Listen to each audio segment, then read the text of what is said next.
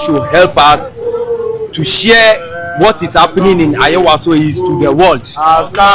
What is important in Ayawaso is human capacity building.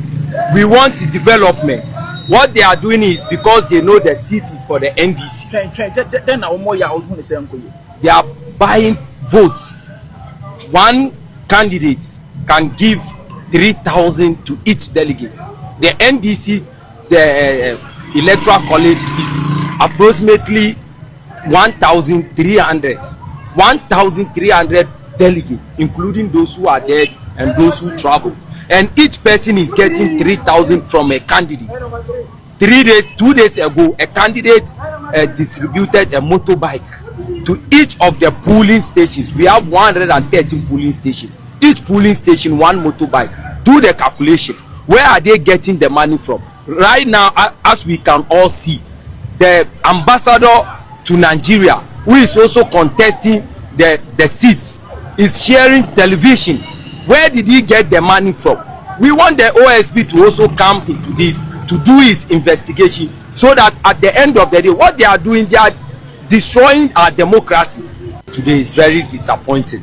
We have never witnessed this in our democracy in the constituency. So the media should. Yafa went your videos in the baby where delegates nibi na over video that year take away pa ya packet eguanum. One, may I condemn anything your friend vote buying. Adia ya di be influence so be say on to Abamam. And what went on in Ayawaso East, in fact, it's an eyesore. It's an eyesore. Enyame de enyame for every time. Mamin can win show. Now, vote buying. Vote buying. You can't vote buying. I have a summary on it. As if vote buying is a widespread phenomenon, it is usually viewed as purely economic exchange in which the voter sells his or her vote to the highest bidder. Yet, does this view correspond to reality? What does vote buying mean? What different form does it take in different local around the world? And there is a presentation of vote buying.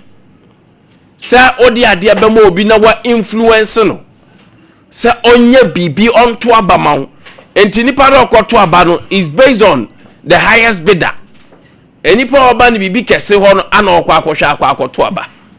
And Ayawaso East by election course na anu ngade ya. Na eno na aba be deja because I say you free grade 1 and you about grade 2. This time round grade is more shit.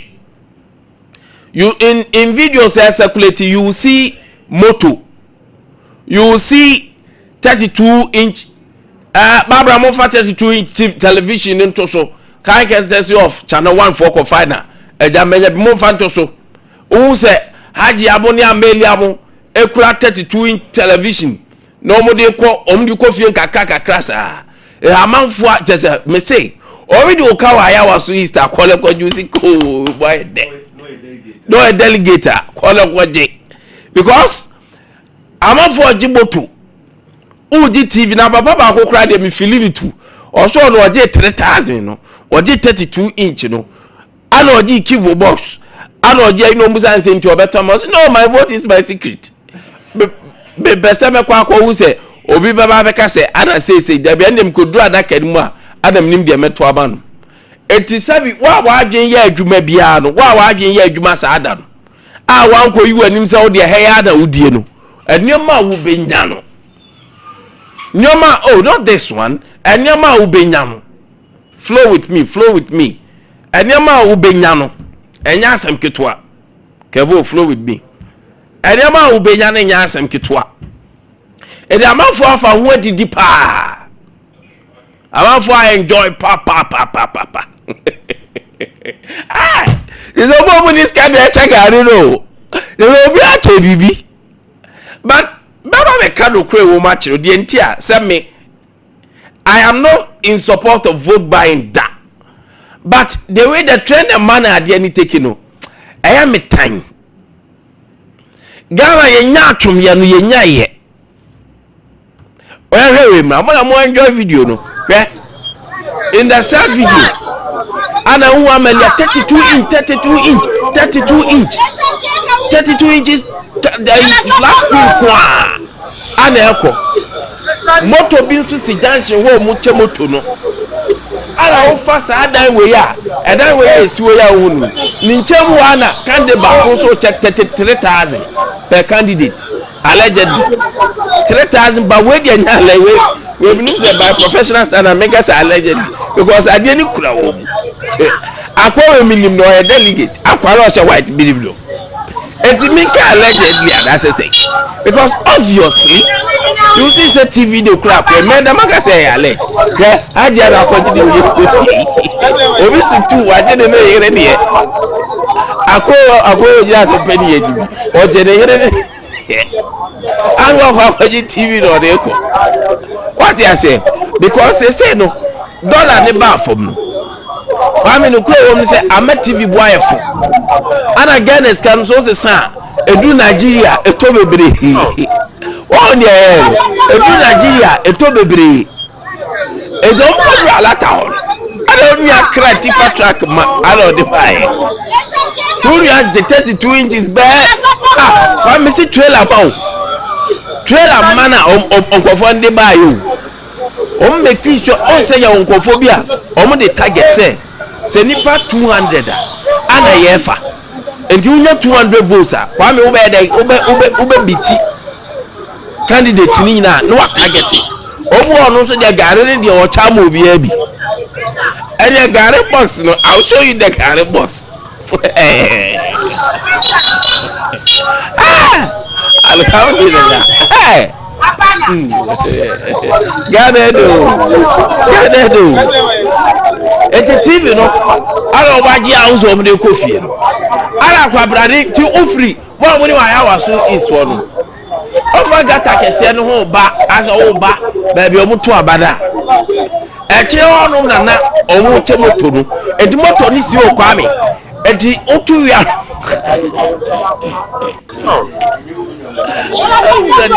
for the video salad offer shop dancing do shop we chain I want 3,000 koso odu anu ado 3,000 oh where is the key voting this side we are Kwame no wasa about the other side I'm off where the bronya papa what's called the next side I'm off where the bronya then father Ghana yekoi and sika o Kwame mami ni kwamomra na yale brasa mini kwamomra sami dako Parliamentary Network Africa Executive Director brasa mi anopai mache na prompt say obo ade da ma me ho ya pa mo so ya so ya ho ya wa ha pa anopai me na ase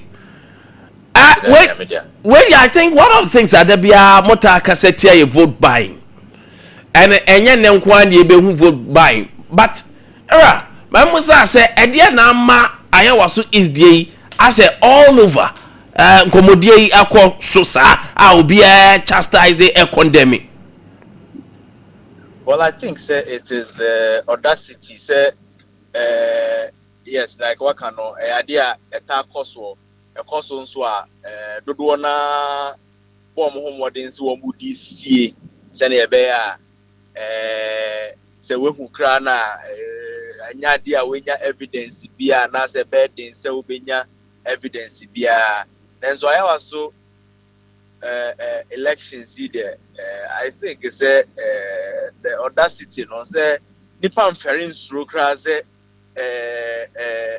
dia mayeni intino bitimi gina radio so gina TV so gina journalist for enim kana trara say maya na say die gina ye bi intino maya boni ben e wo ho I think say eno the fact is that delegates and so etimi gina journalist for enim kire de nipa nyaye de we nya de ne de na nye TV nanso na ya kibo gari ene ne akaka I mean I think that that's the difference really in this present situation. No, ama asem no ateki shape will be asa no. Yadum say I never be say no ya kwa akopa abato a yesi aba be render service to our people. Sa never be say vote buy ni suban ya no pa yehui. Na ni influence no say nipa ni nya position na. Well, you see, a few years ago, 2008, 2012, echo 2016 elections, no. Organization be na wamu ye juma wa Ghana ha from Westminster Foundation for Democracy. Omo Riasia Fanenyi na there's no more country office wa Ghana ha. Omo ye research be a friend of cost of politics in Ghana. Eno tre eka nipa bo ansa na wetimi ewi position e wo ye mamu ha. As at that time research wo mo ye ya still that research findings no relevant this year no ne tofa bomu a ne se wo mo pray a member of parliament dibie dodo na woka bosome a ewo mfie anan ni nyina aketua bomu a atom benya o as MPs ni bomu a sika wo de campaign no dɔɔso kra chen aketua omunya inti mekwa akɔpre ejuma a mekwa akɔpre no aketua yɛde betua me for mfie 9 na meyɛ ejuma ni nyina no ɛka mebɔ ansa na menya saa ejuma no ɛdɔɔso chen aketua menya inti no sɛ woyɛ sɛbe badwemba a wotena se bisa ho sɛ inti die ɛna obi be pese o be presa jumeya aketua amenya ni na we averages e kire say ebinu mo ho no it doesn't apply that way ebinu mo ho so it be pa ho but o twa no average ne sa na that's what it means and yenso timamufo no esi etimi bisa ye ho say inti sa ni pay a ono no se bi wakopɛ bosia e de akɔpre position we a na ketua obenya nyina je so de kotua sa bosia no e be de na ono ne busia na yire ne ma etimi edidi osan so ba bedi MP na yesan so the envelopes ahodo ba ko ma no say asori ye harvest friend say mosque fu a wo ni kromo renovate o mosque ntia so be donate ana say eyiye bi aba abedi ntuo bi aba ni ade nyina. What that means then say sa nipa no wo bepe baby foforo enya sika na o de praise akonya no na sa baby foforo no ni galamsey ahodo a yehui sa baby foforo ni ketasehye ni dream a yehu no wo ye mamu ha no sa baby foforo no ni se yenyin Ghana fo ho a obi nya position a wodwe ono nko ane de busua ne kotokuo mu no sa insusuanso no ene se amanfo to hotels akese amanfo si companies akese at the expense of the general public. It is a sign ye pen say Ghana for dia ye betimi akoso say okay ye be primaries say ye gisika ni nyina free MPs for no omo pray and as a candidate so omo pray no so onya be party candidate so na so wo pray MP na sika ye betimi agi ne ho nyina yenje TV ni yenje fridge ni yenje motorbike ni yenje kivo gari ni yenje indomie yenje ni nyina na mom no emfa ye ho sese ye gisa anyoma yi nyina sa nipa kro ya no obepa kwan foforo so de wia Ghana for sika. Maybe I hate to call it corruption and say I call it stealing because corruption yes wu wia what I say intino ya na yama ye ho kwan ama politicians yin ho kwan ama sabi wo mu wia Ghana for sika left right center because yama cost of politics na very very expensive inti e ho so ba ko en ma kirekyere mu no say nyoma boni e koso ye ma mu nyina no because say one more preposition and one more position the cost of their winning. The second cost the brain and answer the second instance was yenya no sa nyoma e hu no say si ano yemfa ho sabi o nyansa sabi o se o nyansa dodo no entimi nyansa ye detimi editina mrahye bedwa fie ma no ye o eno ane se o sika na waba na primaries wetimi atu sika atwene na main elections wetimi sponsor nyoma bebre no wabɛtena hɔ sɛ honorable member of parliament.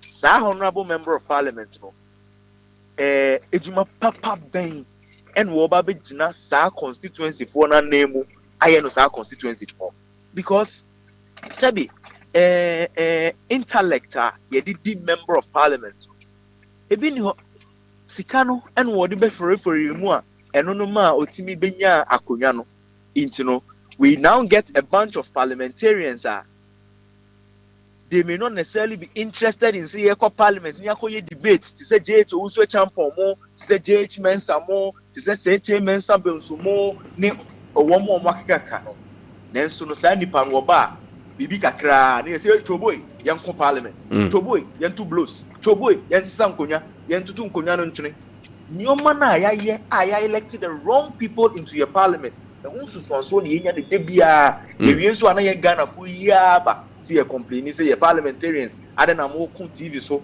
ade na mo converting committee a mo blows ade na mo bubu nkonya ade na mo ma speaker akonya so ade na mo bobo mo ho asum wa parliament forgetting say aba ye bia ye no eho nyoma ne yetwitwa no nti no obisa me nsoso na kakra yetimi di hu physically ne Sompa TV ne Sompa FM etiefo ene ahwefo betimi are related to directly no ebi na media to dwa. Good. Sami, now how do you find majority so krata omodi abase ebeya they are calling for say yentwa sa abato ekoso yimu?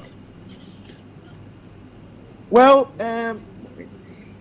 you know, it is quite interesting. Idea NC yemamu ha da say party bi akoye womo internal elections na sa party mu fo no a say ye hwe internal elections ya enye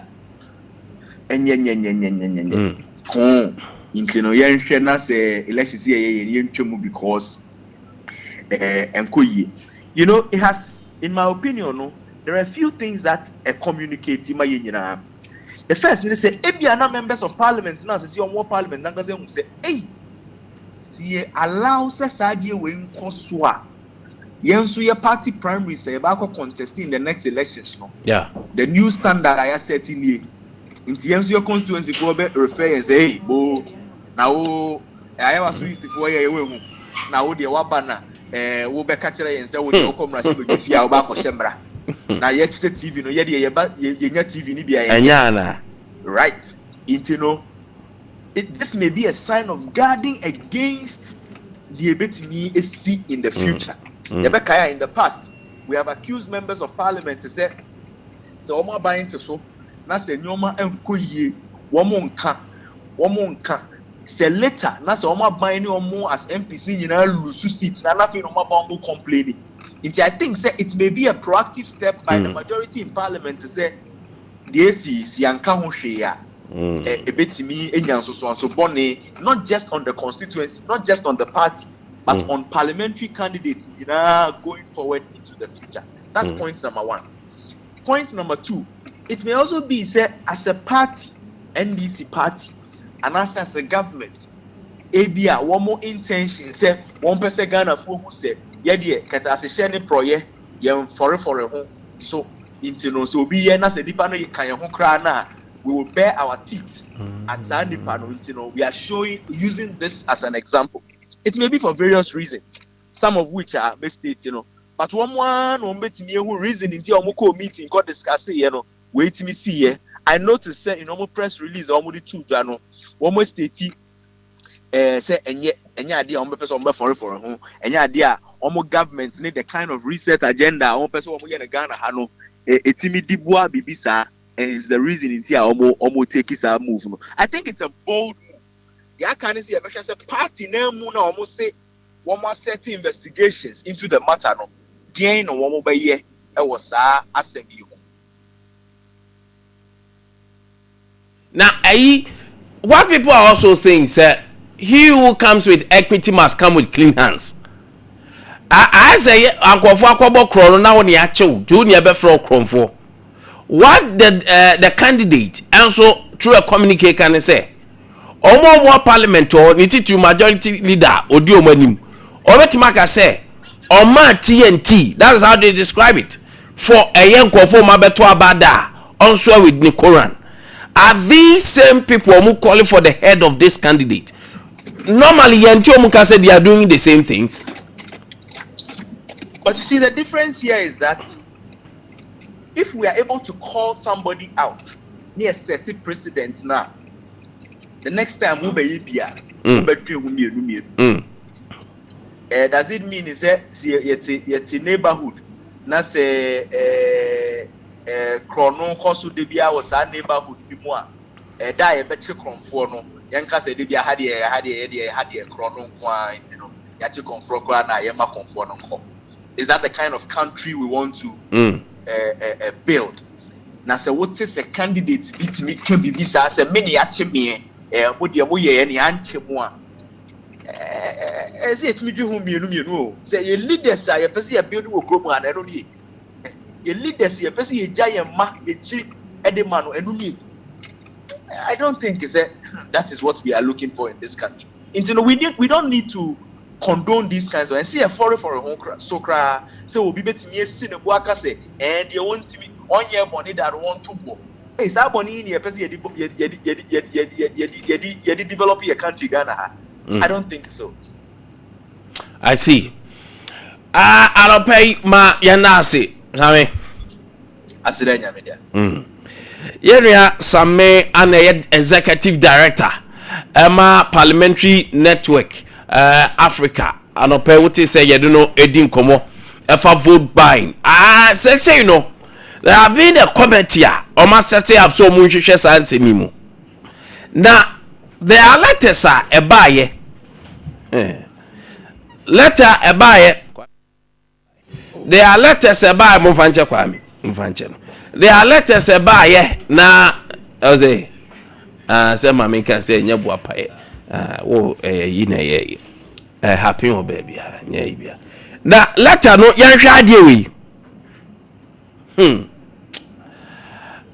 the first letter, Baku free, the party's office. Fifi Kwete, Anan Sasha, General Secretary for NDC. Now, committee, say committee, most of the people don't want to talk about it because it's under investigation. Now, one of the things I mean, who ya, Mevra who ye the free abankesi mubaye. Now, the man Mevra who pa dear Felix of Osuko Achin Sashasian, and a man Mevra who ye say. Yato Benny na mother crat aba say, where is that letter? Mamma Resa letter the crat now, minking kind in term crat. Presidency communication. On the 7th of February 2026, Yato Benny no, listen to this. President John Dramani Mahama has directed the immediate recall of Mohammed Baba Jama Ahmed, aka Baba Jama, from his position as Ghana's High Commissioner to the Federal Republic of Nigeria. The decision follows allegation of voter inducement in today's National Democratic Congress (NDC) primaries in the Ayawaso East constituency, in which Mr. Baba Jama, a candidate, participated.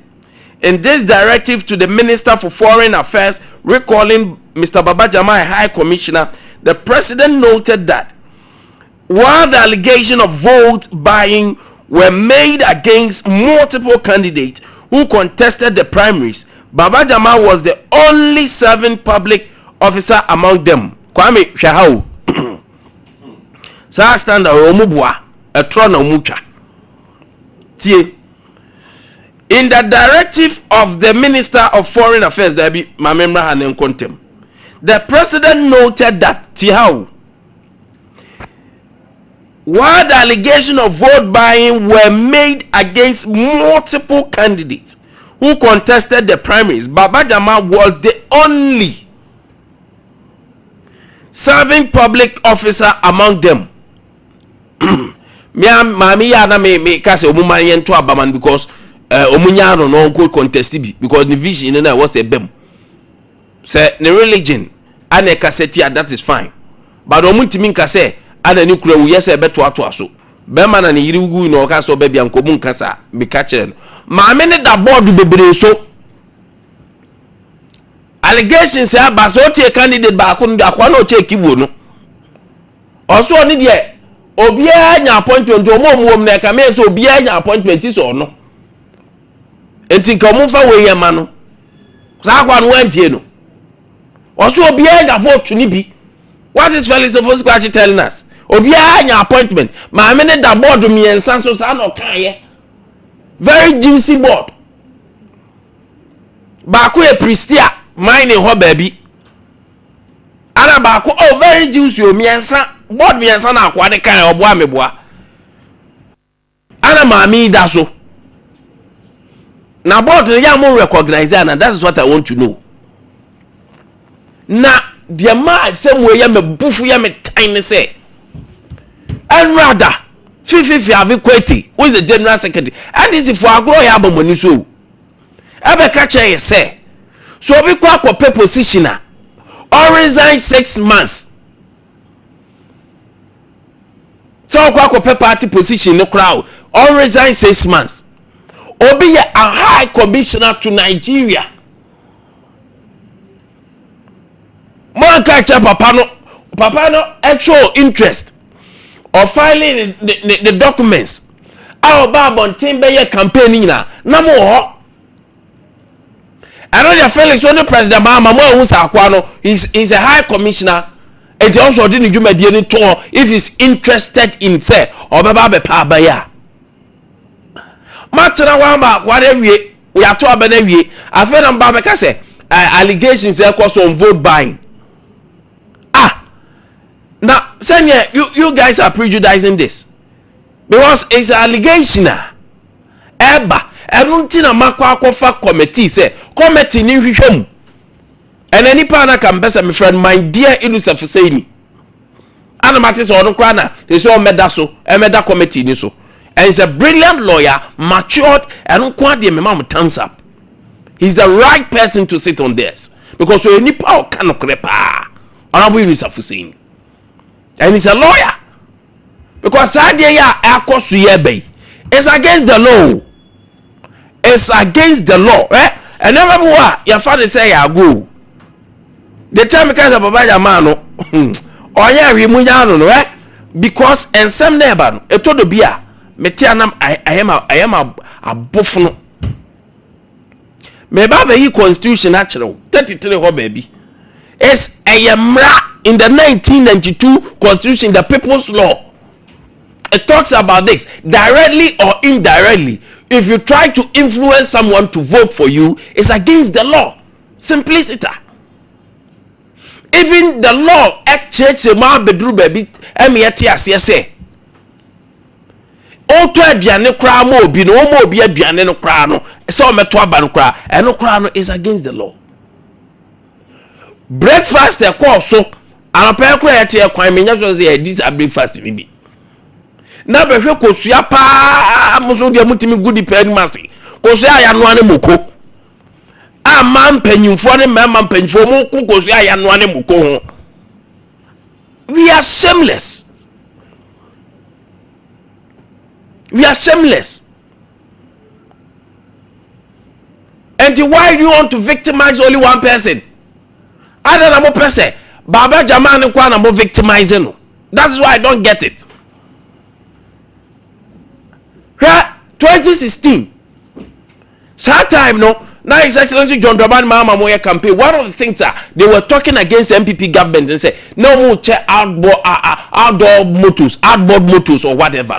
No more check. And to them, oh yes sir, you are using to induce someone to vote for you.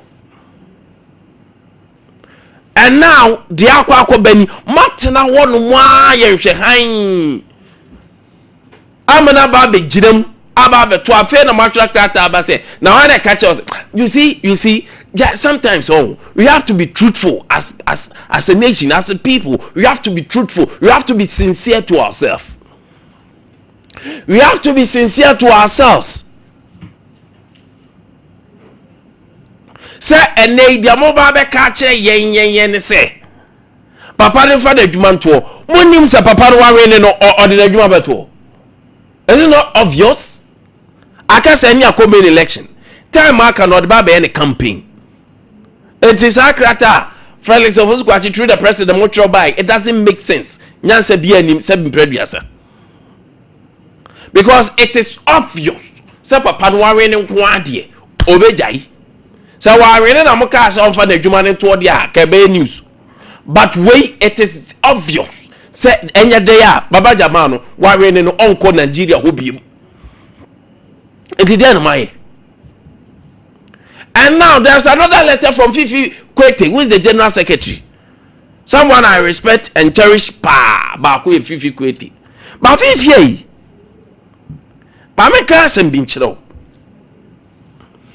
I like the revolutionary spirit. A woman and saying, no nonsense secretary. The powerhouse are all they bemuno. Fifi, I love that. But equity is important. Standard is important. You and you. Now listen to what came from the party through Honorable Fifi Kwete, a very respected man, who is the General Secretary. NDC condemned the level of bribery in the Ayawaso East primaries and launches investigation. Bribery investigation and allegation po. In the letter though, Omancho added one say it's an allegation. Bribery, bam. And if it is bribery, nobody say bribery. Kwame, there's no even need for investigation. They should annul their elections. Munchom. So I say a bribery, na say one for alleged ama. NDC condemned the level. HSN chrono no kra na hobo. Enya ketasi shadow, but the level there's a gwebo di yani dia kosoro do. That means chrono ne bribery ni dia by election BM, but wemu di yani dia according to Fifi Kwete and was rodo do. And to be ayabi. That's what Baba Jama di yani dia. Yes, say bon adentira according to NDC. Krata omudiaba HSN the level. NDC condemns the level, not the bribery, but the level. That's only the munium the Ayawaso is the end of the according to this letter.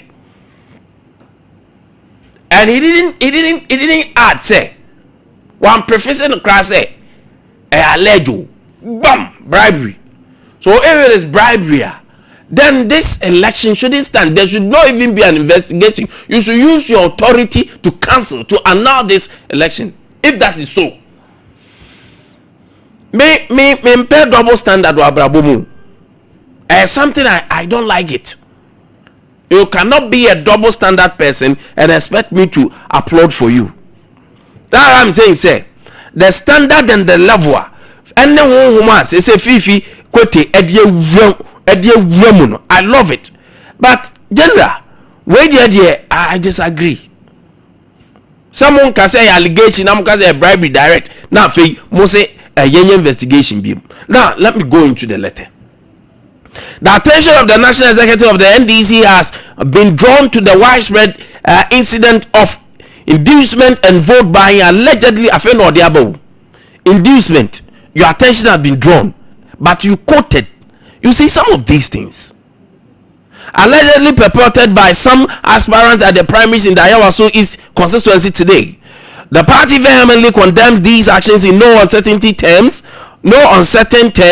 as they represent an affront to the values and principles of the party and the reset agenda the party is championing.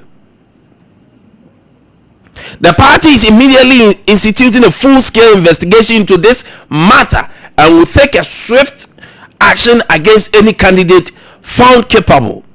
The party also wishes to make it clear that in the future, more drastic sanctions will be taken, including possibly cancelling election. When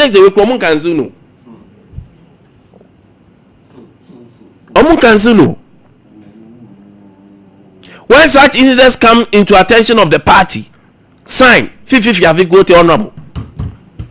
And in this letter from NDC, what they are saying is say, Omati, say ni say na koso. Na so mama nkofo so munhwehwem. Ehwemu ne man tie de omuka. or in the future there, wait now investigation in bar, these are antidotes for what happened. They will sanction the candidate. Any pebia humbe boom ye be sanction. But in the future there, ye be traveling. Now let's go to majority for elected and so. So this is the decision of the party. This is the decision of the president, from the presidency through the president, through Felix Ofusu-Kwakye, government spokesperson. And now this is from the NDC as a party. NDC condemned. Okay, this NDC from NDC as a party. President there now. You majority krata. Do you have the majority? More majority there. You have it. Now, three urban communication. Look at the kind of communication for this election. Muria, Mufaja Baba Jaman so diemra. This is okay. You don't have the. Oh, I think they don't have the. Okay, I mean going to Baba Jama there no. I think Kevin is working on it, so I'll go on into Baba Jama. This is Baba Jama. Mohammed Ahmed, NDC parliamentary candidate, East Ayawaso constituency. Press release. Manini new mami had ye namenka. Anyway, actually, namenka Baba Jama so a press release, no. Baba Jama di. My attention has been drawn to a communique signed by the spokesperson to the president and Minister for Government Communication, recalling me as High Commissioner to Nigeria based on an allegation of vote buying in the just ended parliamentary primaries in the East Ayawaso constituency. The statement referenced a similar statement issued by the General Secretary of our party, Fiavi Kwete, condemning the allegation and calling for an investigation into it. I wish to state categorically that I, Baba Jama Mohammed Ahmed, have not engaged in any vote buying. Baba Jama no. Any vote buying or election malpractices. I pledge to avail myself to assist the party in its investigation into the subject matter anytime. I want to use the opportunity to thank His Excellency President for honoring me and the opportunity to serve my country as a High Commissioner to Nigeria. Finally, I sincerely thank the NDC and Ayawaso East for the confidence reposed in me to lead them into the main by-election scheduled for March 3, 2026. Thank you, signed Baba Jama Esquire. He's a lawyer too. Astute lawyer. And that is what is going on this year. They are called to say in here. Where the two are now, we are far to where the two are, Mr. Kwame, investigation be called Gredo, young Kababiem. Kikiri with as a bema or person of Froba. Better require pa now ni guorio. Elgo baby. Elgo baby, Baba Jama dada. Baba Jama can't send or say, and then I'm internet, and I'm afraid Baba me friend I went, but I want to confirm from you. They are causing their time when they are America and yafe. But my problem is victimizing one person, and they have a problem. My challenge is victimizing one person. Komom dabo dunsu na munyo mufiro. Though my stance, I love the woman. Or bad ye me support her, but a spade is a spade. It can never be a big spoon. Now, dear, omo kikenya omo di koya omo debe. Ana make a cho say. Baba Jama is going into the election. Omo ntwawe mu. Investigation in Baba Krana is here, eduru o mba beto. Mana me kam kire wo. Said ye koi, nkrata ya making kan ye koi. Je ntwawe mu mbeko. Baba Jama say, majority leader mfani kora no nsoe. Sa kwamo na ban say no kra. On nsoe say, o man TNT ye to aba. And not only majority leader parliament for the obia minyo chinyadwa obia ni wa on PS kada. Men I make am saying this on authority. obia no parliament wa ontwe adbrofo de dom dia man say TNT obia no obetuma fa ne bible obefa podua obefa Quran mo pekura mo fa nyina nto nche mo fa snap ni kosua mo fa mo bia nso e so ontwe TNT sa adbrofo dom dia man so called TNT ni bida eba ye kan sa asemwe you never listen yentie e sha asen kitten we never listen and edru baby edru Kwame machi Obeni me jozo ompom ti say over the other room or ya cheme me fa cho na onso e awade adom ya ho ya pa no pe Kwame fa che mame na so WhatsApp line no ententem na mo fa message info maka cho so oko Sompa Sompa 93.1 o share o like no comment 0509 438 500 WhatsApp line no 0509 438 500 aropa the message in for ya be kan Kwame Obeni ma menasia no pay na fi menchia ya tiefo na ye no mo se ene jo no pay so much so Sompa 93.1 Sompa TV na Facebook and YouTube so o ma join ye ni di nkombo ya mi hira o mo ye ni so ye wo mo bre o mo ni o ma so ya o mo di amaya no pay Kwame, first of all, my mention for free krata free the presidency.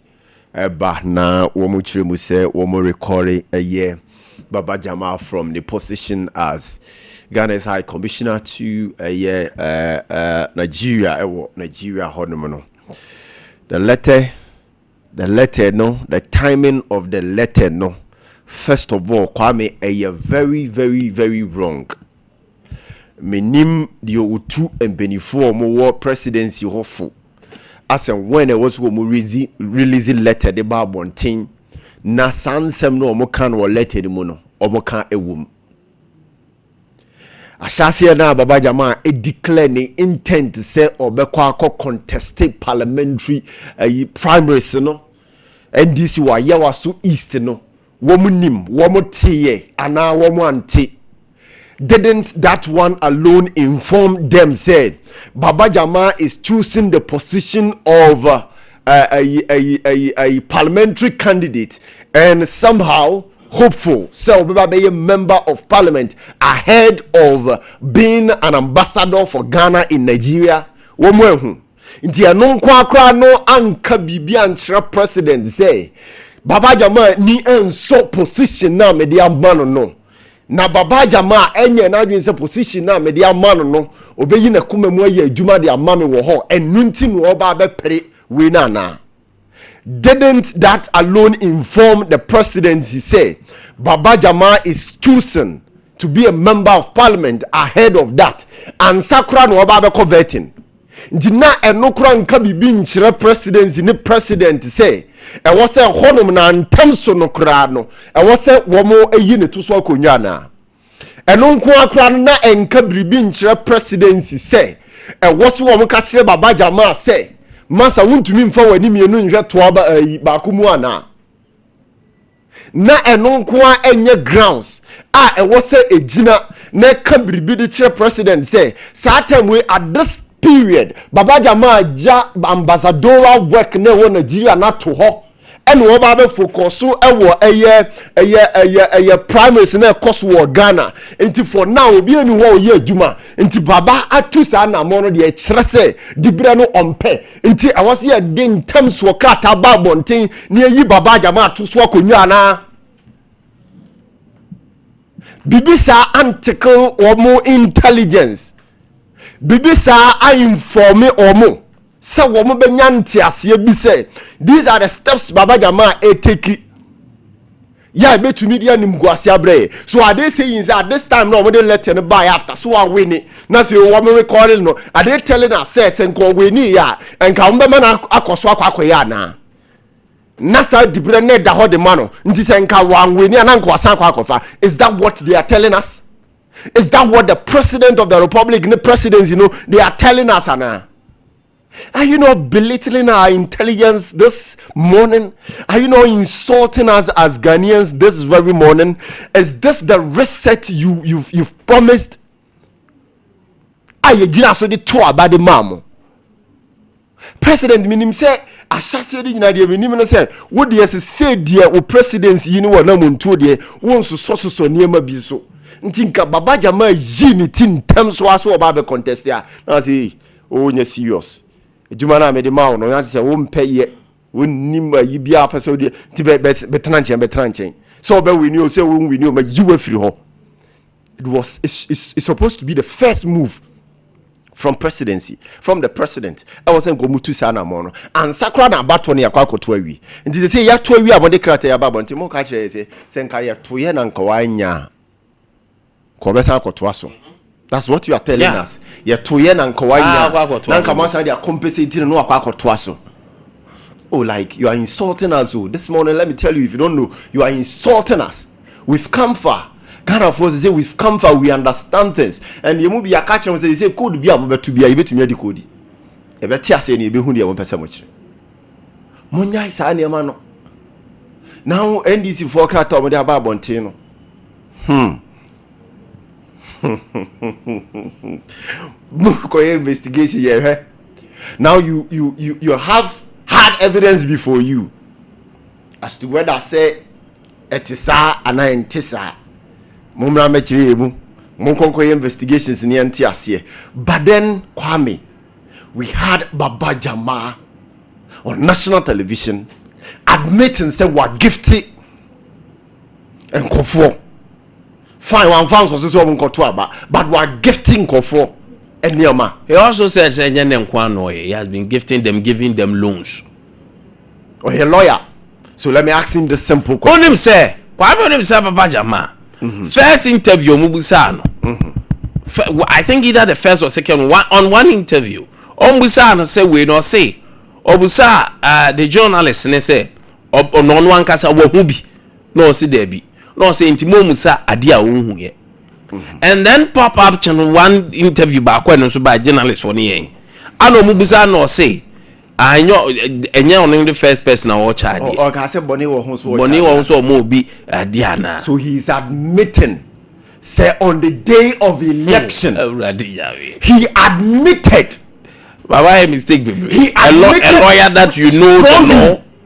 He admitted strongly to the question na nipa no bisa no. In answering he admitted he's a lawyer.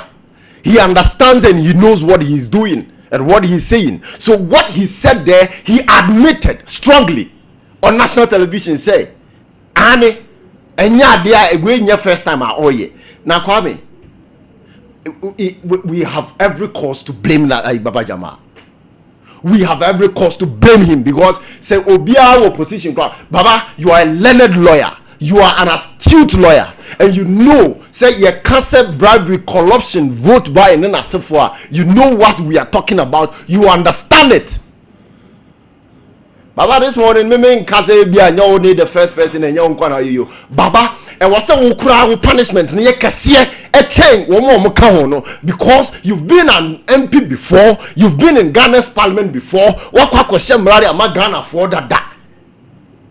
And we feel na we high commissioner ukuta Ghana flag oh Nigeria. You are representing Ghanaians oh Nigeria. You are the president of Ghana in Nigeria.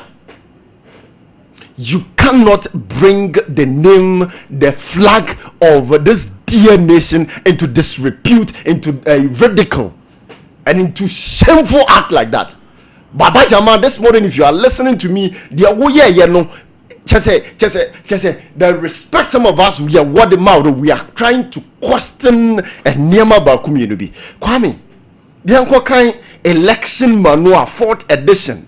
Na minimisa oba be ko election o nimu mranti wa really near ma hood rupee 4th edition of election manual page 49.33 and me read it or say a person commits the offense of bribery. It's about election. If the person directly through another person give money or obtains an office for a vote in order to induce the voter to vote or refrain from voting, or B, if that person advances or pays money or causes money to be paid to, or for the use of a person with the intent that the money or part of it shall be expended in bribery at an election, or knowingly pays money or causes money to be paid to a person in discharge or repayment of money wholly or in part expended in bribery at an election, or, and it read continuously. Now 33 na ankasa 1A I me kind hobium or say makes a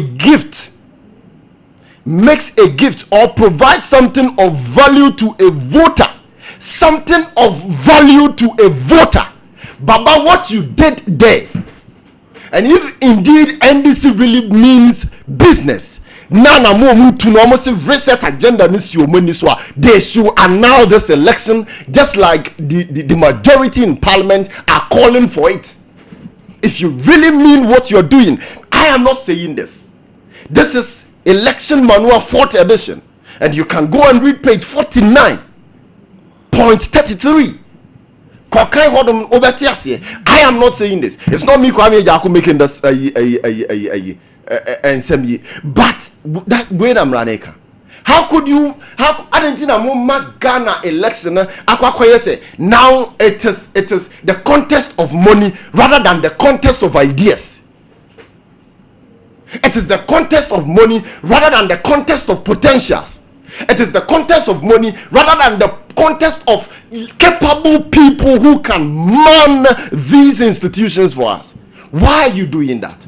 Why are you killing our nation? Why are you shaming our nation? Why are you putting our nation in a shithole position? And a month for me to me, why are you doing that? All right. This is my take. Now this is what I mean. Baba Jama, I also East Wagon. I'll never support any vote buying. But what I don't agree, and they said they will victimize only one person. Because you him say the giver and the taker. Omunyina enyanko for was ye diomu sheum. Enya Baba Jama nkwa na allegedly oma bibi. Ebi da board so. Say if that is it, omumpa omunyina mfiri so, omo position bi omumpa mu bia. If they really want to do what they are saying, but to victimize only one person, no, that is why I don't get it. But whether the first time, the second time, the third time, it doesn't matter. But what I'm saying, there be a can't free, baby, I be a then 50 or say the level of bribery.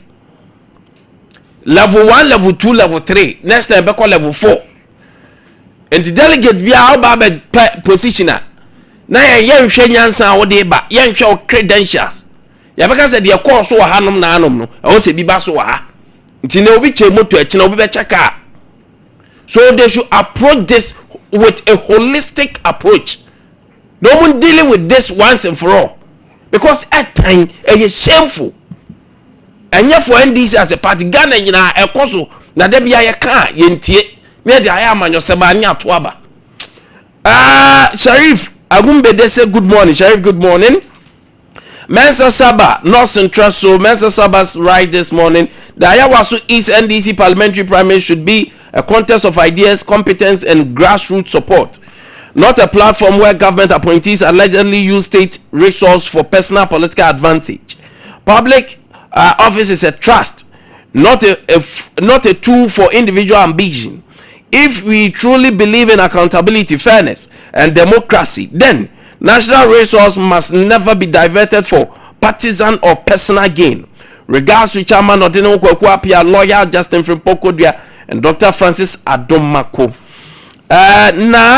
Noah, right this morning, watching you live at Wenchi Bono region. My regards to the MCE for Wenchi Municipal SRC Vice President AFCO. Okay, thank you, Noah.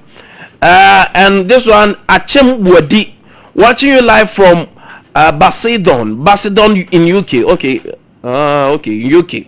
I appeal to government to address the issue of Ghanaian cocoa farmers in earnest. My regards to Honorable Boache Jako, NPP incoming national chairman. Okay, Achem Wadi, good morning. Ranford appear. Kwata, you don't. Okay, I think right in Nkwantabisa. You don't have love. This a serious issue. We have to address it. Okay, Ranford. It will be Ranford, thank you. And this is Golden Boy Anas from Golden Boy Anas Mampontain. The National Propaganda Party (NPP), the incompetent opposition party (NPP), especially their communicators and their so-called serial callers, they are trying to bring back down of the NDC government led by John Dramani Mahama. The NDC Reset Ghana agenda is still on course. Once again, the NPP communicators and their so-called serial callers should stop making noise and propaganda. Yes, greetings to lawyer Abbas Nuruddin and lawyer Sami Jamfi, and not forgetting Ken, the incoming organizer for Kwabre East constituency. And this one, teacher Kojo Tepa and Yinasu right. I'm expecting the NDC to crack the whip on this one, if indeed they are fighting corruption right from within. As political party, gifting delegates at this particular time certainly amounts to influence, to say the least. You choose to do a good act at a critical moment when you are expecting the same people receiving the gift to give you certain mandate. This is wrong regardless of how we look at it. It's very disgraceful to the entire country. Yes, that's what I'm saying. To the entire country. It is very disgraceful to the entire country called Ghana. It is shameful for an ambassador representing the whole country. He should be prosecuted. Greetings to Honorable Eric Najiman Prempe MP for Adon North, Chairman Odeno Kwakwa Piakoka, and Justin Fripo Kodia JFK. Isaac Akroma. Isaac rise this morning. Okay, Isaac. A platform here the day you we tackle issues. Minia. Anyway, thank you. Pedroa Medina Cruz doing that listening loud and clear inside Indianapolis, Kumasi, Tanoso, Kesben Junction, the main location. Okay, Pedro, a very good morning to you. My memory WhatsApp line is so na and also messages about Dankwe. The only choice for we Ghanaians now is to bring Vision MPP government back to power. Because from what we are witnessing now shows how lies and propaganda that NDC used to steal power from NPP government. NPP is coming again. Greetings to Chairman Koka, JFK lawyer Chichi, and Francois. Okay, thank you. Also, dear from Almighty Crocodile inside Asante Achem Agogo. It is a disgrace to NDC on what they did at Ayawasu East. I agree, Chairman Koka, Honorable Kwaku in UK and Kwako in UK and Mr. Kessie of Stellar's Pharmacy. Okay, Almighty Crocodile. Also, dear Odeba and Opay no. And that's why rise. Good morning. You can fool some people for some time, but cannot fool all the people all the time. The NDC lied. They are true to power. Okay, they are way true to power. But those lies cannot sustain them in power. They claim things are better, but the citizens are crying out of hardship. Teachers are crying, farmers are crying, nurses are crying, businessmen are crying, except those who benefiting from the corrupt system of the John Mahama-led NDC government. Let's give time some time. Greetings to the Messiah of our time, the next president, Excellency Alhaji Dr. Mahmoud Baumia from Ken Jambulani Adentia. Hey, Ken Jambulani. Ken Alope Machi. Good morning, Sir K. This morning, I strongly believe the position party MPP is planning making you their spokesperson, because the way you are tackling Baba Jama is godly. It's godly work. A good citizen should be bold enough to protect this country like you are doing. But we also want you to tackle the CEO of private institution to pay their workers well. Watching live from Yeji. Please don't mention my... Oh, okay. Me hon intermano premi. Binya Mati Medasi. Now, last week, everybody here the know. Last week, we say make us some NDC. Last 2 weeks, we say make us some MPP. Every week, you be out there with the madam as I take up. Good morning, Sompa morning show. Please tell my national executive that leave Honorable Baba Jamal because election is polling station. Okay, so please let's move forward. Sompa morning show. Bosu Kina. Greetings to all NDC members in Ghana.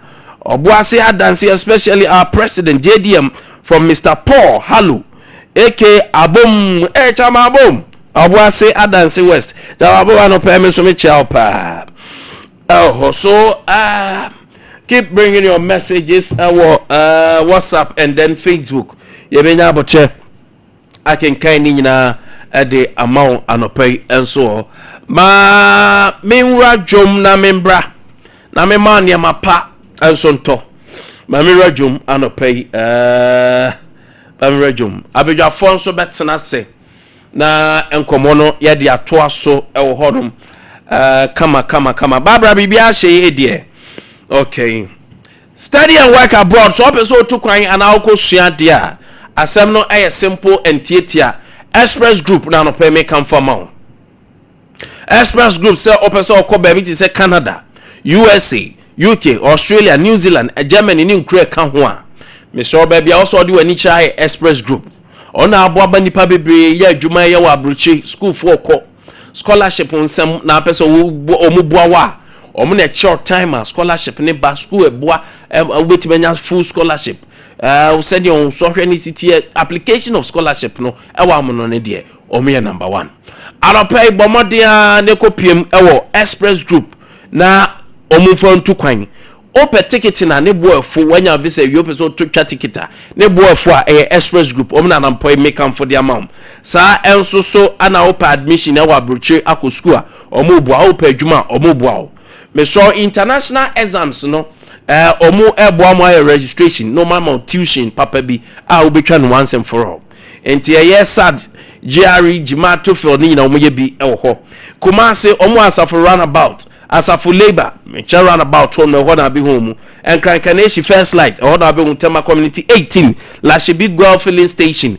ho ana bi ho mu omo ben la shebi funeral home ho pa anope bomodia ni nyomu sansna East Legon omni Trinity Theological Seminar ane ben so mo motakra de monko market circle opposite Hot Ernesto fast food ho anambe hu sansna sunyane Silver House building ni mu omu ben court to dine ho anope kwa obi hu omu mo so amotamale monko tamale teaching hospital mo be hu omu sansna babia ni court to dine ho mo be hu omu anope bomodia ko dru ha omu so ebeboa na watimi etu kwan kama said the Sheriff Ninia of a clay and pro market can shame pampe obi so abon African where omo so mo di omo me so aboma dia fra express group for 0249 000 near me ensa 448 0249 000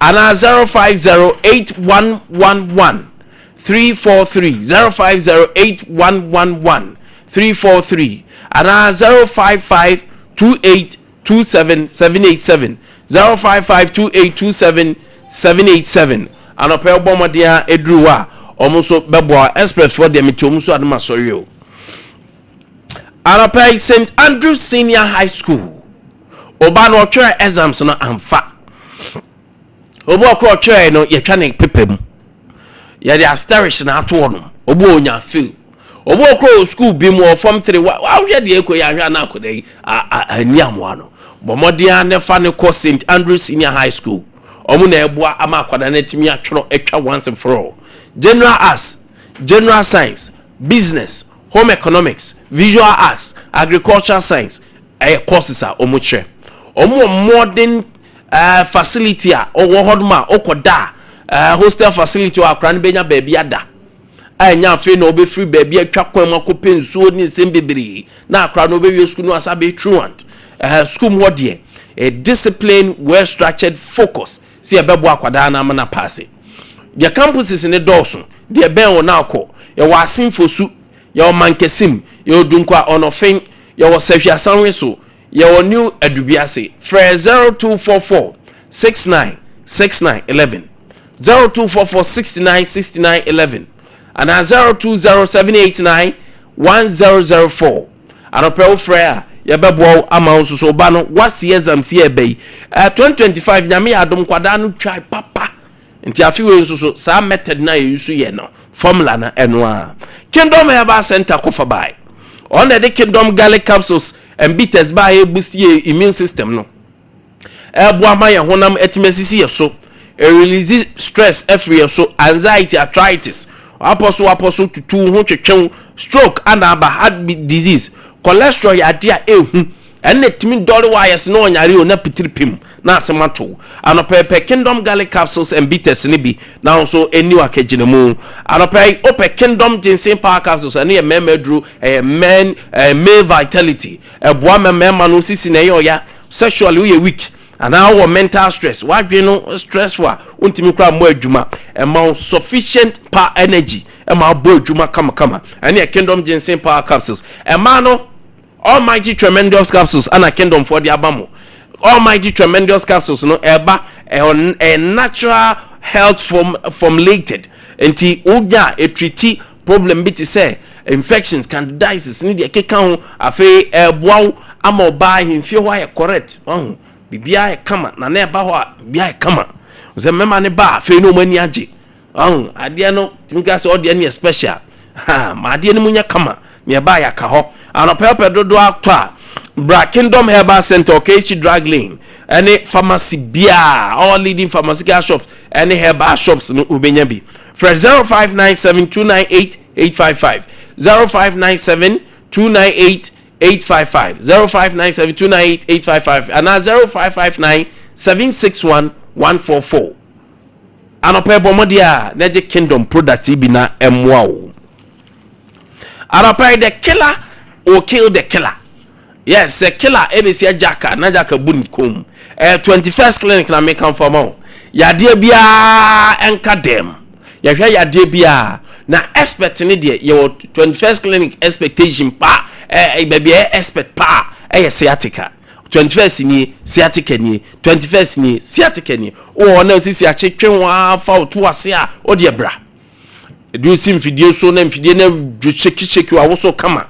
Your physiotherapist awabenya member wa no co branches bia nya fe no be yusu fo miemia fon so untimi nyusu focus on the work physiotherapist wa obe miemia yo sonographer so a omutwa lab omuskane kama muskane kama part mu kumasi first mu onu je oba kumasi a je so mu hwa branches ne de onya professional untimi nya adwuma 21st anope bomade ne pie epinche ye ne ma massage machine de ne physio for de na ho enton komase we hwan overseas baby Sompa TV Sompa FM we ye ne osuru no mo fom ye ben Alpha Radio oboase cancer cortes ye call junction Accra Dome Market Sunyane ye Sunyane Teaching Hospital ye ne de animhwe 0249311311 0249311311 0500540311311 offer your branches in the doorso ye betcho baby e ben na wako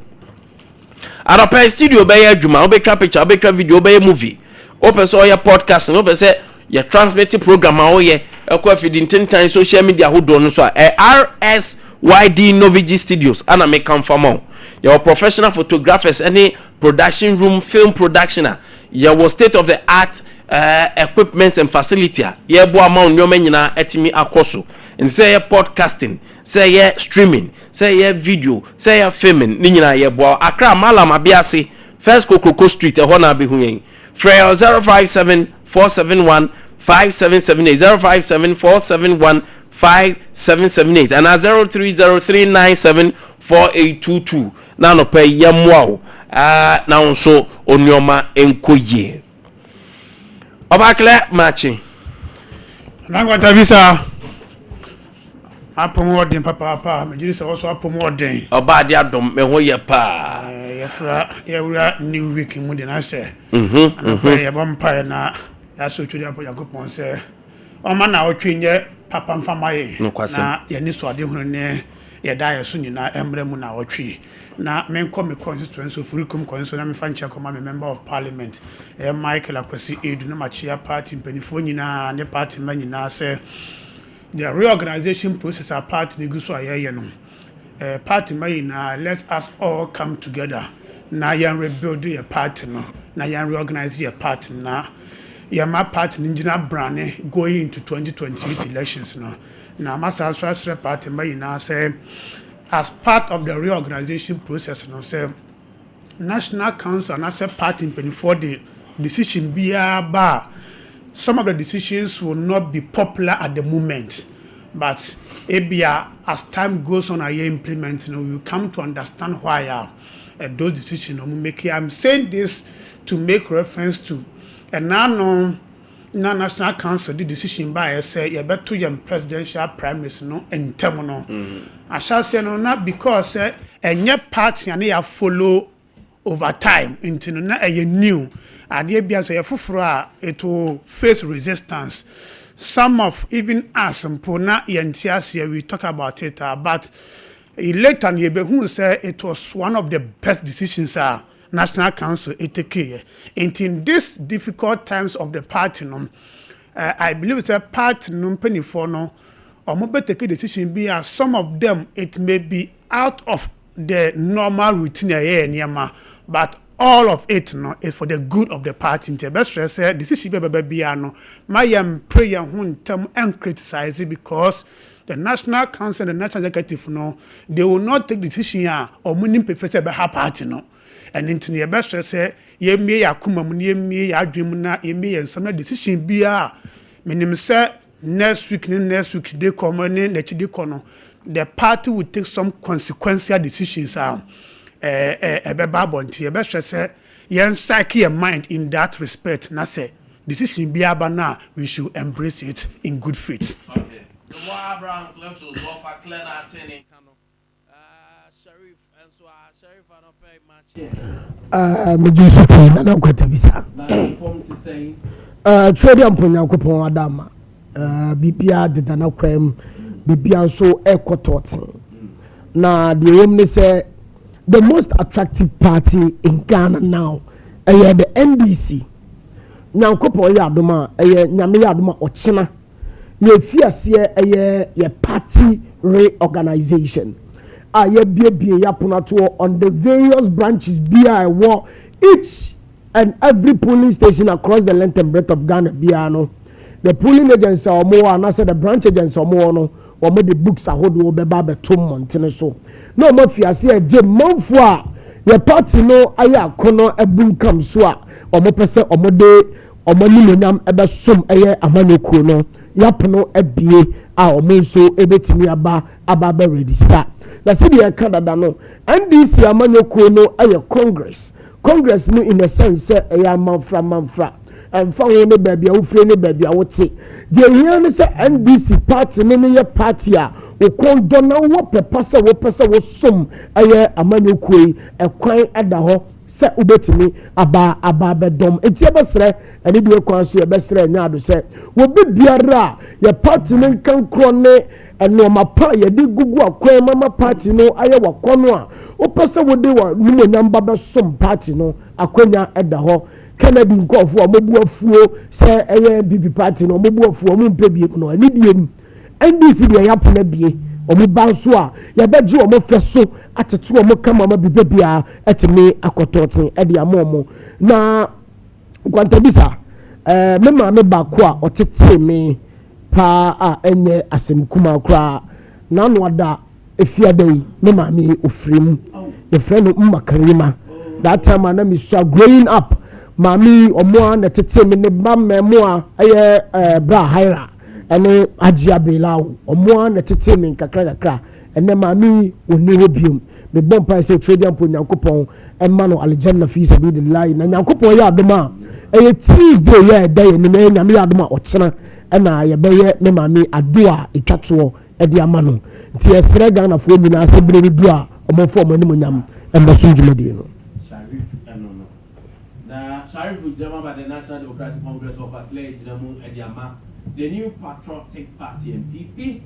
Now, I'm also go for a friend of my tagging with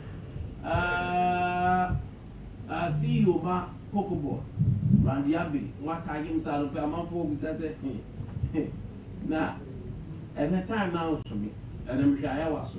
But the Munya would say, I'll deal with him. Now, of a kind of baby said. say people are bringing up say or the apanya got to from a silly from and you're more kind of memo how the most disappointing appointment that John Dramani Mama has so far a CEO Coco that's I'll tell you some more kind and your man won't more decision tomorrow don't worry you hear when I would money out on now every before some of us somebody score political points and once America by Jaco dinner from a interview master we in your politics near mommy and cocoa for Luna says from November Coco in January and come as a more young and my yaman yourself and yamper so Uncle for that you will not understand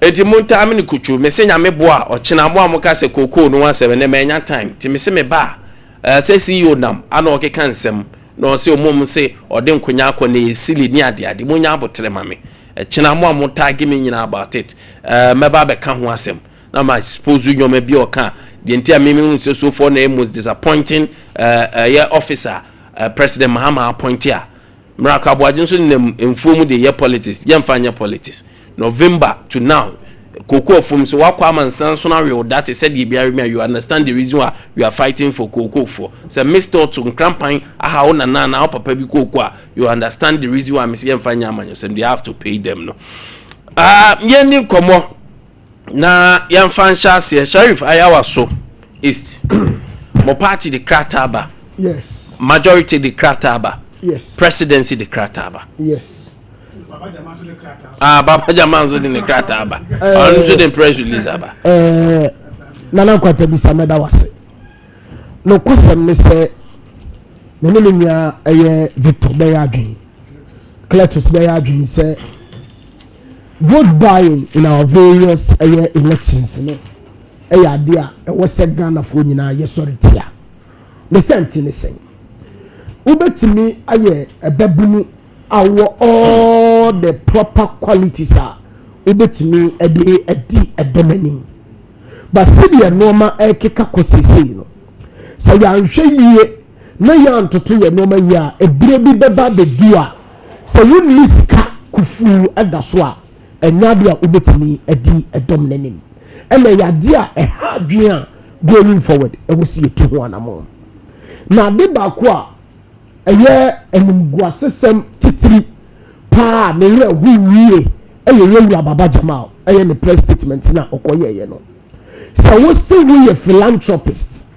wo ta cha de edema mobrofo ele wono a olibia why then should you wait up until ebra year to aba and wo kwa televisions ade ama eye manfo a omu na eba beto aba ewo so decided who becomes the next parliamentary candidate for eye Ayawaso. Yeah. So the problem therefore boggles my mind. Say he could have been bold enough akwa say defended that particular stand. Abra won say papa ya was you have been an MP before. You are a man of status. Abra na okosa elections no before say His Excellency John Dramani Mahama Beyi Wedino na wo sa papa we are high commissioner to Nigeria. It is a anya hwekura no hwe status quo a wugina sesei na nke no in queue on how you should be more strategic and ho konyaba. So pass a television so obi akwa TV say TikTok video and they say about what walk akwato no ya man television say won kofi won share. So is this where we want to take Ghana now? But the point is say is this the first of its kind? No. A idea across political divide some normal way and normal time in time memorial a tired day is. But it is almost as if say Baba Jamal SC is a wake up call for us to all stand up once and for all. You better me a cassette sadie way. Say Antinian cassette sadie way. A brave baba do a bedroom me no so. Nebi a nibi to say the Baba Jamal will be a what being so better me to televisions 32-inch. I be a chat me a really a sakobusa no one summer. asema wotimi kan confidently nso ne say adanya wono no why philanthropist in ade oye no it was out of his philanthropical activities ayadia awasi ye nyina no ye kasetia ba de ba ko a anwura mani aje a meje me ho ba bia enje ayeye majority ni the way our musimian tem churoba mountain say adia wo munua wo ne o matena parliament aye no they are condemning it in all works of it wo muwie ya no wo say candidates are wo mugina election mu a there are traces of evidence that they all perpetrated this particular act na baba jama na nitibone na ne bia na ba da mountain so a mammanfo ahunu a sa candidates say omo this particular elections mu ye yi omo nyina fi me cancel election no me yenko into another election and so the party itself led by our general secretary and so at the press statement about Bontain condemn as we are forming a 3-member committee so omo ntina say you are former MP honorable Idris Afuseni edano say wo monko hwensem yi mu na nyankopon ya aduma otire ya on the Tuesday wo monfo findings and the reporter wo manyanfa na dey enfabra na any punitive measures be a betimi take against honorable Baba Jama Obia no awose ye John Dramani Mahama Kasebi and papa no watchere time in time out say he is a leader and a force to reckon with as far as nation building is concerned. Baba Jama person wo ye no ayi anoma kokoni kuni wo se wo pe MPD ambassadorial position e kura wo no ano de wa nyem na se wo de wani baba teta to amienum sa ha nya yi a no wo firi hanom akodi ha out of the shameful actor esi enra no his excellency John Dramani Mahama gina so aginadwuma is it not where man for people like myself are saying say that was a failure on the side of the president. Why because or declare an intention to compete and contest no, it was in public domain. Or filing the documents, it was in public domain. Or leave the ambassadorial position into a campaign from Nigeria to Ghana, but now have for some months, at now for some weeks. Sorry, a day in a preventive presidency, a time no some issue. Let us say papa no, or more in a free position as a high commissioner.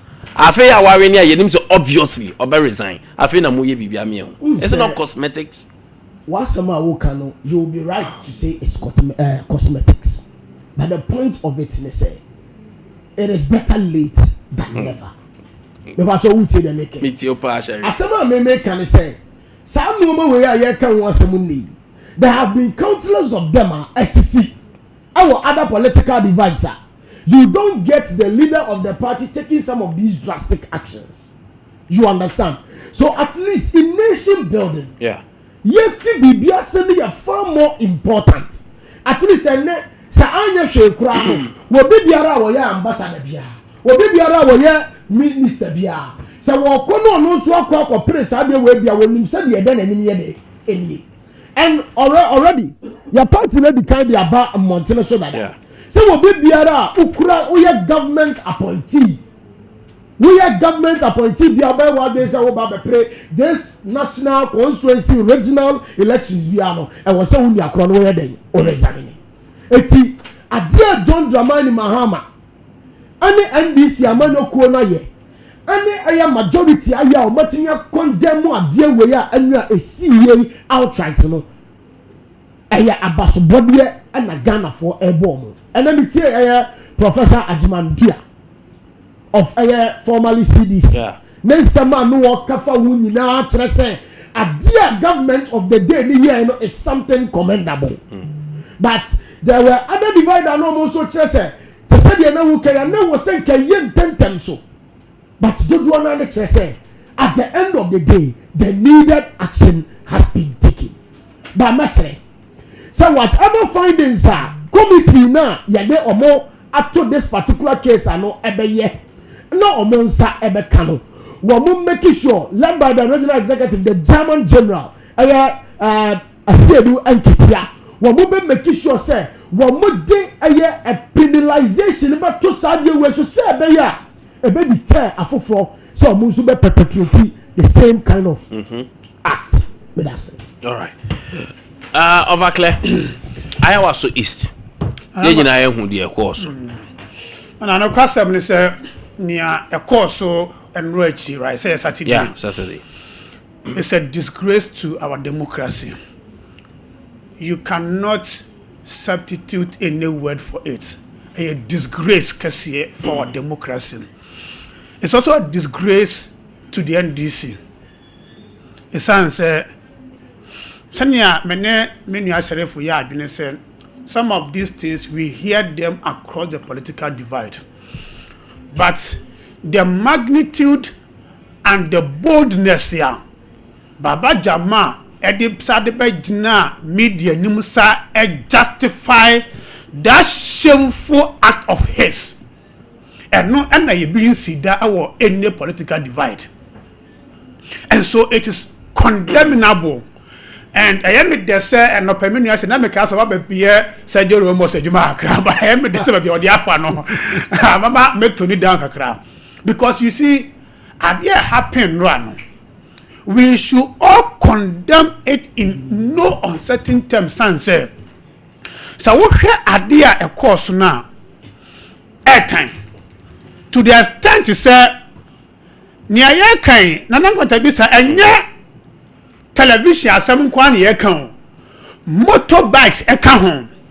We are also talking about physical cash, butter account, and toma account, bag of rice account, anwa gallon account. In fact, Maggie Kubina account.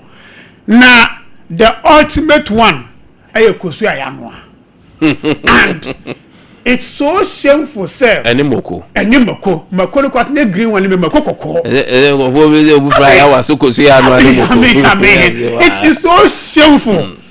But let's come to the substantive matter about the majority letters of matter and then the presidency or more letters of matter. No, it's just settings. I mean, a settings is just for the optics, a cosmetic. Because you know why? The majority caucus letter on the buy, no. It's interesting because you know what? They are mentioning Baba Jama. Meanwhile, the videos that Nana Nkwantabisa movie our TV's may we are also seeing another aspirant who has a 58 votes. No. Yeah. I want to watch motorbikes. Nana Nkwantabisa motorbike. Also called Jini moto. Motorbikes and television then and body. Any moto. I mean, now why is it that Baba Jama is now the target of conversation? Meanwhile, somebody have shared motorbikes. We saw it on video in the movie. Now already what Jao no asama to her. And I'm more Baba Jama TV asem. The other woman no account. He was also sharing bags of rice. And then anwa. It been so 3,000. 3,000 pad, sanitary pad. And then Maggie Kubin, I don't know your about time to know. Or Henry and my betty me I don't know what Maggie Kubin near money anwa.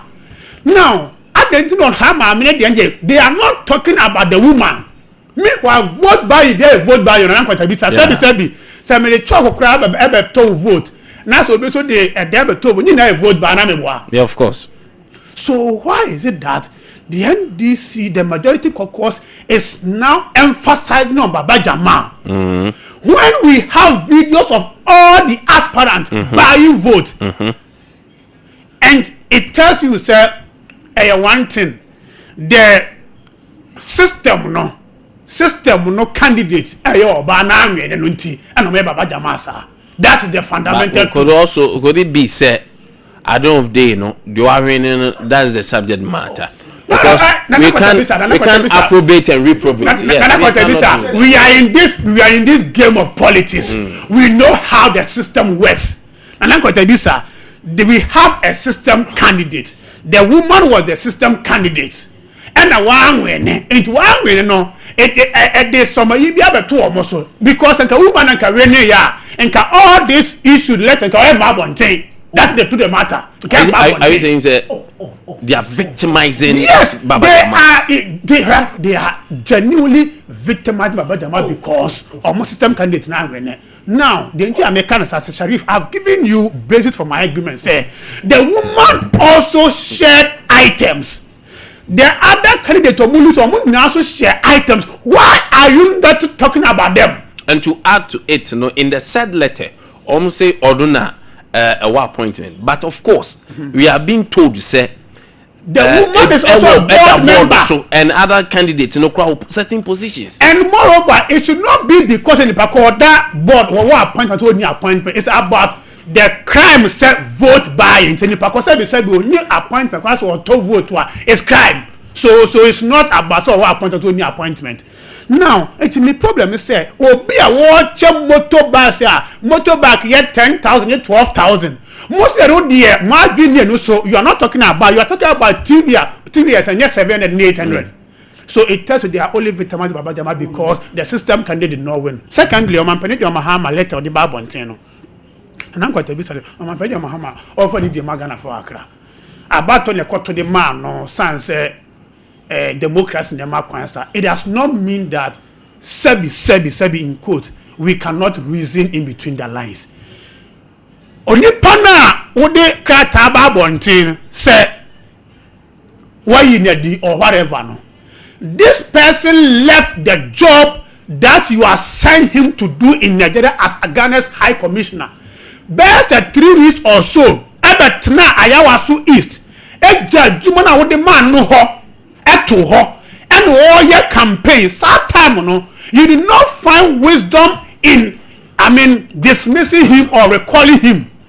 And now Baba Rene parliamentary candidates here automatically he will even resign to obey the you issue a letter to score political points assuming that we are all gullible, we cannot reason between the lines, and that is disrespect to the people of this country. You don't do that as a president. Legacy term. You don't do that. So are you saying that there was no equity in this sense? They didn't treat Baba Jama fairly. They didn't treat him fairly because you see, on no watch TV 700. Any will be a watch motorbikes. Are they telling us say motorbikes not 48 no chair no? And you see, cut 3,000, 5,000 no more chair no or. But we also say why is Baba Jama is the center of attraction in this matter? But we also say corruption is corruption regardless of the amount involved. And the chair Maggie Cube, my no chair Maggie Cube, any money and what any butano. Ni na ye vote buying. A criminal in a a crime. So why do you treat Baba Jama in that way? Lastly, the letter that the NDC majority caucus say among annual elections. This is how I see it. I feel say to me it's just a way to satisfy the delegate again, because you know what, when they annul the election, no more coalition for that's a new candidate grandpa bar. The only thing that's a sign is say a public a phone any TV capture bill. They are still going to share and buy votes. Because you know what? If you are more poor, much some more presidential ambition in this contest no start. But I can tell you on authority that some of them after I give me something to was here. I wish you are more executive or more presidential ambitions no. Or much I think to was here. Oh, kaka to Monsieur Omuna Memo Keska, but who Keska no so Keska one man Nkwantabisa. Mo do say that mama Keska 5,000. Omo bi 1,000 say on from free so I'm ready estimating say Keska. I know they so Omuna mo calling for no answer crowd. They know themselves say the Omo calling for no is dead on arrival. They are only giving opportunity for the delegate to cash in again, because regardless, to me the sanction shouldn't be with a candidate in Nkwan, because what we know is say the giver and the taker. Omunyina equally. And I'm going to be Omodifo. And I'm going to be so yeah, take an ija, take us. No, man. No, but at the end of the day, did not go to demand it. At the man also know what would be the chow. At the end of the day, no. Nipa na will receive. Don't him say a bribe. A bribe. They will tell you one can't offer man say me the amount to ma as me. So because to mommy. And they say and you can say ye kwem. And you're the candidate for Froba. Just as you said, new candidate, but the same delegates. And so omunye for the public, ombe in camera. Once they do it in camera, no, ombeje asho. But don't forget, say, if you are sanctioning candidates, now you also have to also sanction the delegates. Because they are equally at fault. I'm going to tell you, I start with the delegates. I start with the delegates. They take idea, but you might take idea.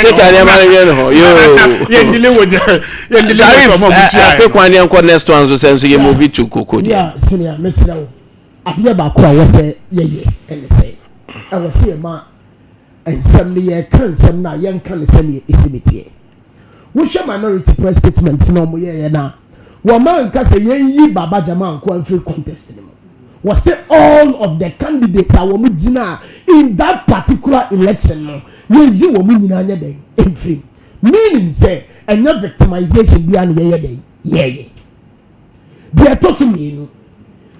Who Yama did not quite to say this particular issue is almost about tarnishing the image of Baba Jama, which is far from the truth. Because idea you want to hear say idea you na ye can you in other candidates which of the candidates now baba authenticate as and when say no one mama for ABCD because say we a philanthropist but Baba Jama na kasa na be na one bad discussion nimu because on no baba dia to say ampa what television say mama for adentia was so a philanthropist. So see if facing some we should face these issues with facts. Your some cases here we shouldn't act oblivious of the facts. Your yakoto Jachi Kwesi area on my battle. Yeni na asemfo na to say Charles Ofosu Gano that time no president what trouble condemn yana. No party trouble condemn yana. Let's be sincere and face facts. You want to be a quiet just by election. And you may see what. But so that now you would be able to say yes, as some year echosi, ABC Abraham more power. Your party lack the balls to write about some of these issues and condemn it at its worst. So say you're bold enough to condemn some of these issues. At least we'll start to commend your camera. But you don't wait and then you shift the pot for it to look as if say, I say, you're victimizing Baba Jama. For what essence? But at the end of the day, no, press statement come on to the end. Yes, say, majority say the Abia. One must say, one more dinner that particular election, na you withdraw one na. Near cancel results nearby. And you catch us, your party, let's say, your critical committee. Committee name got some so no more invited man from doso. And you be in the call elections no be watching no form of findings semra. Can you should have waited and then see say if the findings in the bar it will bring the actual fact of the matter that transferred on the grounds and answer there be. But you don't say we are victimizing Baba Jama. You don't say that. All right.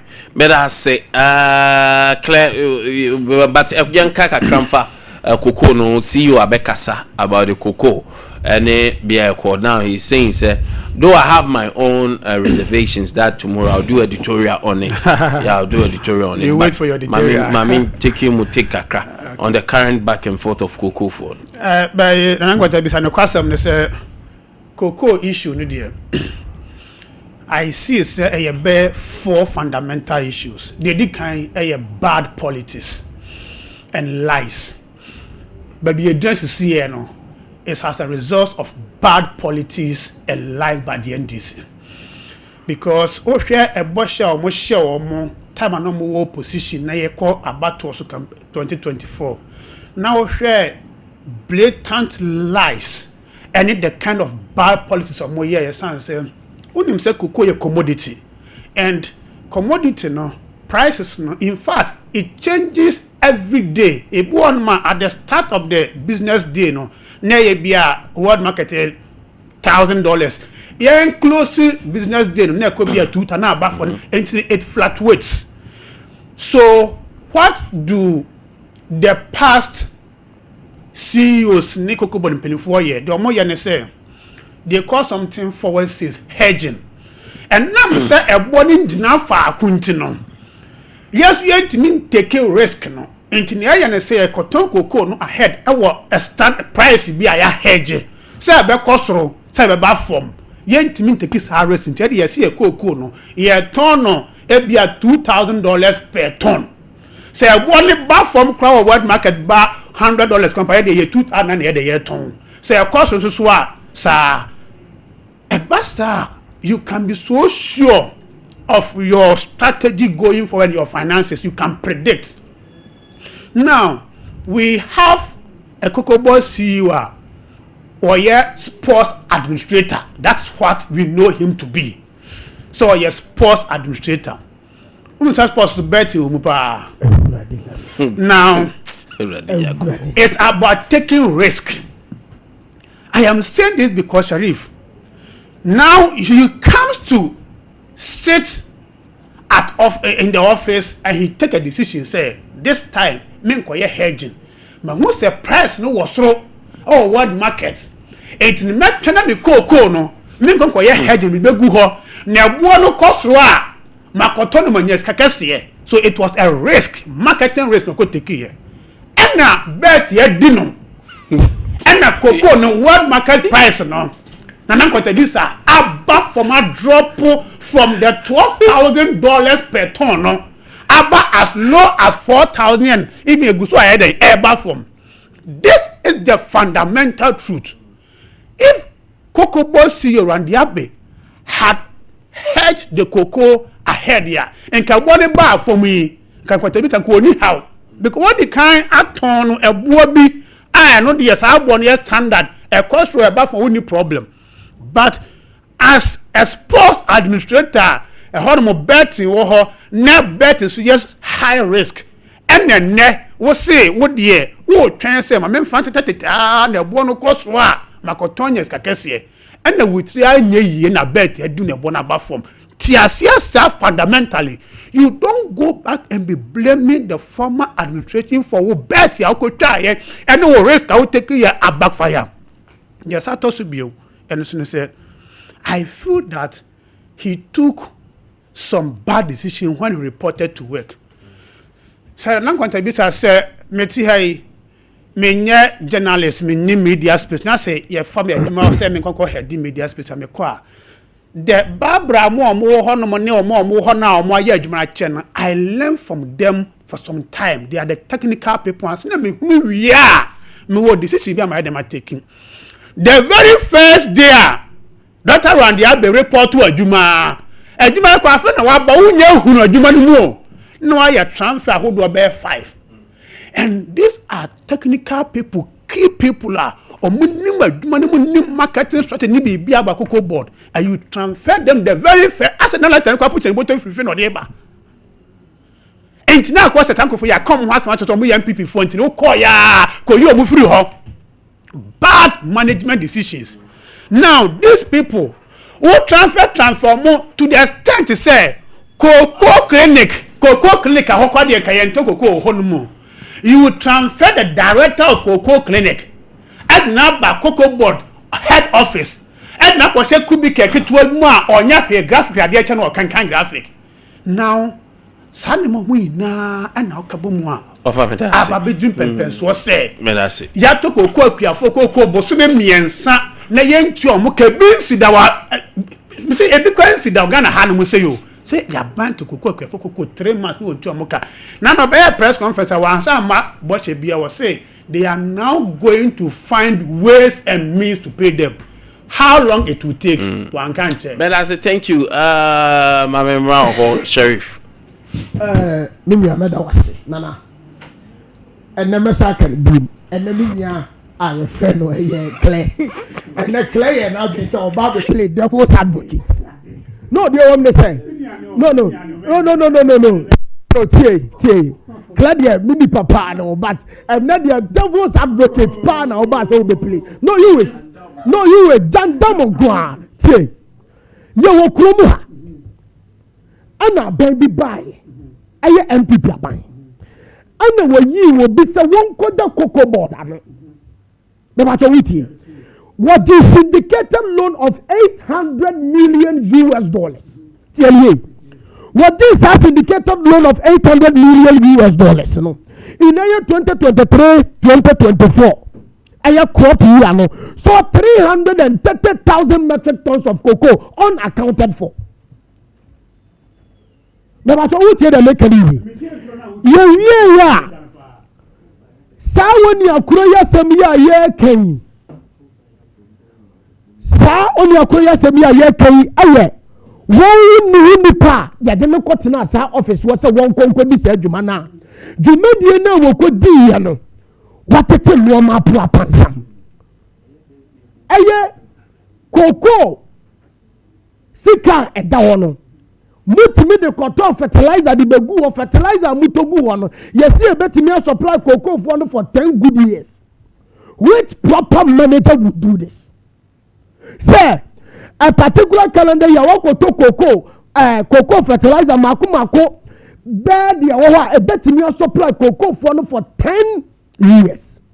We are cocoa bottle woodwa ya de sese cocoa igumu a anonia standard a wode kom retira ya bedu cocoa no atumo no what egu no ma the bregu that do and wakoto close to almost about 77,000 esa dia be pisu a abra na dia ho dada no e betimi sustain Ghana anya chekwa for 3 years the machoti we are this mismanagement we ma aye cocoa board e sini kotodu ase ni trisi form wo bi aba e ba betelete no ma we jetum ampaniam pass ye ba ye cocoa bua na wo kane no abafom and we all know this what pensu cocoa bua ba fom da ye pensu se cocoa bua ba fom na se kuafo omudi omu cocoa akoma cocoa board wo mu sika ma ya anu ni na no wo betena key points e wetiviti a o chire mu ma each and every one are not panel no so understanding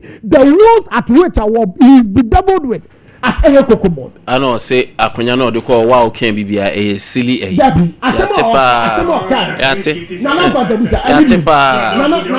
Nana Nkwantabisa. He said it don't defend. What dress he said the address as a political seat. And the akonya ko bi ko kan. As a CEO the kind ni say oh nipa ni silly. You have hosted a bigger show before. You know some of these things. You are a doctor, PhD. We respect you. But such comments, because someone has criticized you, you force him to say what he cannot say. We chilled your own team and so. So, Nana, be a woman say, Papa the buy and or baby chiri. Me biasness and towards a queer for any dear fatcher. As someone may can say, I do my Papa the baby and what baby chiri, mamma will be at yasi. Ebia need some bakumi and be on ma. Ebia, it did not set well with you. But I know the message say at least in this particular political dispensation of our speaking, no, sometimes one way here with misrepe. But Ebia, he did not mean that bad. And yeah, Papa he has done well. Obi hasn't come back to an office now, Cocoa Board. But he has tried all as much as possible to get in touch with the people. And I like the way you do your program. To say now no miracles abuaje jandam ya okoye okoko fumu ana wo ka ho asebi we nyina ye jandam no ma frakadam aya frakadam no ma no mo ye. Abuaje should give us a break. No. That guy should give us a break. That time now no me government sports person no cocoa board. Madam Mame Fako.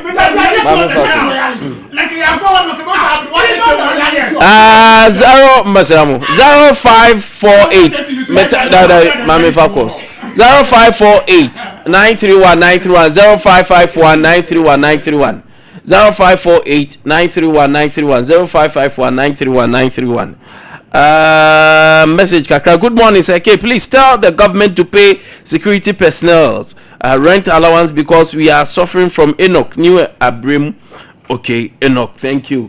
My mini messages from my farm course since I'm someone fan me. My mini messages, hey, wait, whoa. Good morning, please. You people should talk about fire service. The officers are not happy about what is happening under the CFO. She is a corrupt man. Hey, there be trouble. And the many of them, I mean, or the Meba show dear no. Why? Meba show dear no. Now, we advise Ghanaians that the incompetent John Mahama we knew in 2013-2016 is the same John Mahama in 2024, but some 6 million Ghanaians didn't listen. Now we are all witnessing the calamities we are going through as a nation. For the very first time, the government has not been able to pay cocoa farmers for about 4 months now. Utility tariffs are going up and all government institutions are increasing their fees and charges. John Mahama promised Ghanaians bread and butter, but he is now feeding them hot pepper with salt and onion. Things are hard for the citizens, yet the government officials are enjoying, but all hopes are not lost because we are having savior in the person of Dr. Mahmoud Bamia, who is ready to serve. Ken Jambulani Adintia. Hello, good morning. Oh, Mini Abema, Christ, Nasumi Genka. On council, Open Kessie. Mr. Paul, Abumuchema, what's that dancing? Abum. Kama bom bienchano pay. Ayo, Michele Mampinio, His Excellency John Osoboni Zaman Hama. And it's a medium fee. About new dinner. Nana could see Chama 1. On one year dinner, nobody sees in Amaye. Now, 11 feet or something, and pay no manate. I'm a fire for the empire, many and to one in the Wukatra. How about you watching everything in the Roka? How about you walking? I could go for my place in your Ghana. Another center again. Put the face for 54. Not like 18. And then that kind of robot 16 to 17 million. A robot and yes, and to and put any and Capra. That can also say dream and then Jones Bonnie Abba. Like Jinasu. And fish about phone. Dollar about phone. And one baba phone. A blue baba phone. The other phone that would that one that. Now from not that I am too. Yeah, oh, the mechanic say, open it here. Because I may question them, we see the Yamas say, only Bawalaya Abba, as you say, Cape Coast Stadium, airport, when 20 more. Narugu Dami went me and Jones when you are Banidi, and Sumaku Fraban, and the yen Ghana for year full, the year controversial. Abu Meda say, hello, good morning. Hello, good morning. Good morning. Open you didn't be free. I'm trying to get the Could you meet you on a peminia? The catch on and penny, the quirk of fools. Oh, by Yama, Galamsey, not fair to read the Mr. Setting, and try in Jacka. Obedient the cook, set the back of the project. Since then, you Chianica, 30 while you're in the or school for him, I will invest in the other pound or find them or friend with school. For mine, you told about my mamma to 1 million yana to the what more than someone who can give you a month in your move to a mamma. And only about more than you. Most only I must in your mother from like the boy say, what are you say? Ghana for you, woman. Meda say, Kojo. Hello, good morning. Hello. Hello, good morning. Hello, good morning. Open you didn't be free. But your friend Baba Musa Ewajra. Good. Yenti Fredra. Hello. Open you are down my ATO. I ended before me, the German can say. Almost look I buy and tell you, Yahoo, Amabaya, Evo Ghana, Amaya. Okay, I almost go to what you like, Rano. Then get to be 10,000. And then I don't be NDP. One year 10,000. The money my general Macaya to tell Munqua and this one quite a tragedy. Omqua and it is so photo. Yahoo, a man who am a book, Amagana. I can't be on Macaya with your Omuya, my oh, 2024. Yahoo, Omugad. That's it. Mensume Dase, Barbara Monfa course in so I have a lot of messages trooping in, but unfortunately, my home messages no bapa ewa hanom na Ebu mudin shishasi. It's difficult for me to read. Yeah, I'm from mudin and shasi mami. And a bebwa. I'm Kojo Baini watching live from Elmina. Greetings, submission by Ofakle. Great submission by Ofakle. Isn't it surprising that Randy Ambe, the man who has solution to all problems when he was journalist, finds himself wanting now as CEO? Yanya birthdays in MCR. 4 times so still number make call. Hey, mama yanya birthdays in sports for the international. Now in sports in the more depa. Happy birthday going out to my niece Joyce Konedu of Accra, East Legon Christian Center from your uncle Catcher Obi of Sompa TV. Catcher Sinyami Show. Donyo Kese. Konedu, continue to be beautiful. Your uncle loves you so much. Happy birthday, Mami Konedu. I think next one also a happy birthday going out to Esther Brago, a pharmacist as Asante Aguna Akrofonso. Akrofonso na your birthday, Mami Brago. Happy birthday. You say Yamisha Nina Dom Amount. Way if your uncle Ketri of Sompa TV. And the last one goes to Clifford Kulasi of Arcons Education Complex. With your auntie Root of Tadi. Clifford, yes, I say, Omani Brohuno, and also me wajim na Omo Yinime Penny Kessie Clifford Auntie Do. Happy birthday going out to you. On that note, the Apostle General in his red tie, well positioned to serve his people. Nyame domno edosun ewon so anopay osumu.